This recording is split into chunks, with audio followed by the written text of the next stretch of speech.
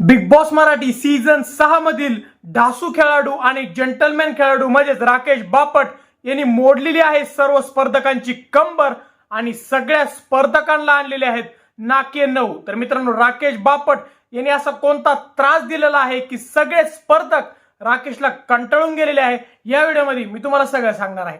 तर मित्रांनो, तुम्हाला माहिती आहे की 6 जण ह्या आठवड्यात नॉमिनेशन मध्ये आहे आणि जर आपण वोटिंग ट्रेंडची बात केली तर सगळ्यात लास्ट नंबर 6 ला आहे रेवा कौरासे, नंबर 5 ला आहे सागर कारंडे, नंबर 4 ला आहे राखी सावंत, नंबर 3 ला आहे विशाल कोठियान, नंबर 2 ला आहे मित्रांनो अनुश्री माने आणि नंबर 1 ला राज्य करत आहे राकेश बापट। तर मित्रांनो, जसं जसं फायनल जवळ येत आहे जे की 19 एप्रिलला आहे, राकेश बापटने त्याचा गेम खूप स्विच केलेला आहे।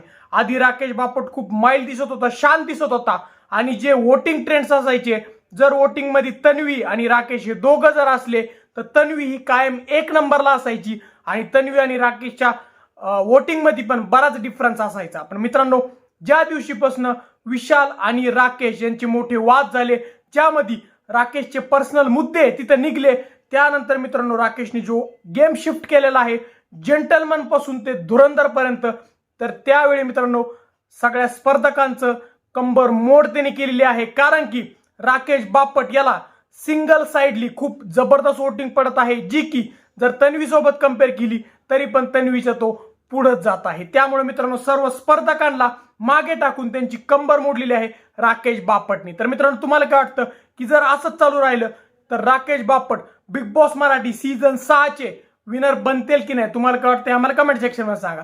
व जर तुम्हाला आमचा व्हिडिओ आवडला असेल तर व्हिडिओ लाईक आणि शेअर करा। व जर तुम्ही आमच्या चॅनल नवीन असल्यास चॅनलला सबस्क्राईब करा। धन्यवाद।